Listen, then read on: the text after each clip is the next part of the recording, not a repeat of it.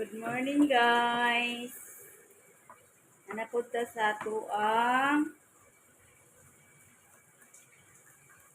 magluto ta og adobong kangkong or garlic kangkong. Ito po yung kangkong nila, ano po. Yan po ang lulutuin natin ngayon. Favorite ko po yan yung mga gulay-gulay. Kaya, magluto ta og garlic kangkong. Dayon ang atong ipari sa atong garlic kangkong is fried chicken. Garlic kangkong, adobong garlic kangkong with fried chicken po. Fried chicken. Wow, sana all. Balanced diet kasi daw eh. Balanced diet. So, kailangan may vegetables sa pagkain. Kailangan po yung imas na mabuti yung garlic para hindi yung medyo malaki-laki na garlic sa lamas. Normal lang yung pag kita magluto, kinahanglan magud ang lamas is dagko. So ako, gagmay yun ako kay garlic kangkong man. Dayon, fried chicken. Look at my fried chicken. So, fried chicken. Yan. Fried chicken po yung ulam natin ngayon at saka garlic kangkong. Kasi pag tumantanda na tayo, pag matanda na tayo, hindi na tayo mahilig kumakain ng meat. Kailangan may vegetables na yung pagkain natin. At imamash ko yung garlic para mamaya pwede na natin itong kainin kasama yung garlic. Yan, pinong-pino na. At antayin natin yung fried chicken na maluto. Saka na tayo magluto ng adobong kangkong.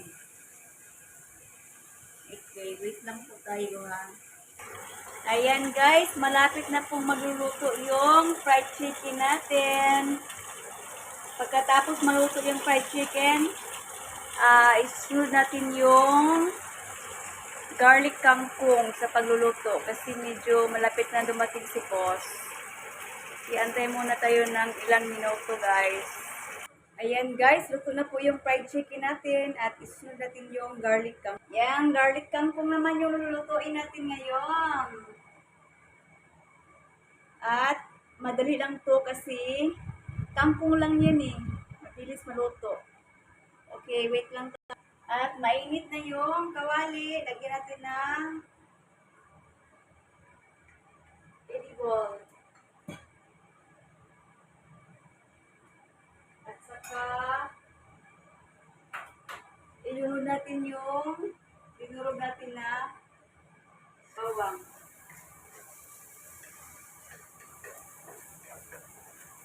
Sobrang bilis lang po talaga to.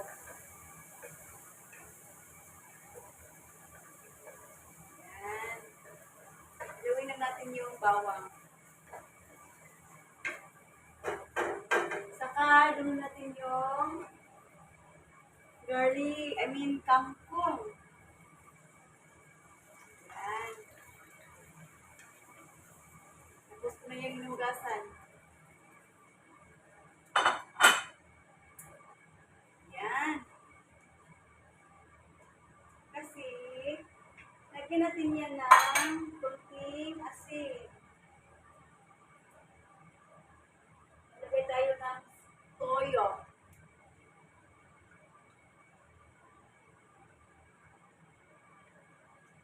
At maglagay din tayo ng oyster sauce.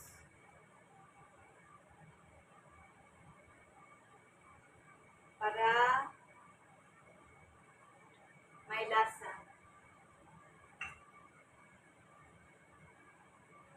Para hindi na kailangan magpunta ka sa restaurant para mag-order ng ganito. At haluin natin konti. Pag kumulo na to,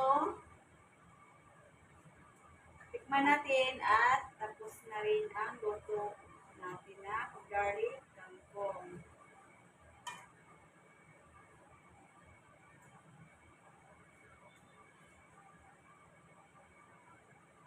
Yan. Kunti-kunti lang kasi yung content natin kasi hindi naman tayo artista na maraming idea. At in fairness, yung amo ko, hindi masyadong kumakain ng gulay. Kaya kunti lang yung niluluto ko.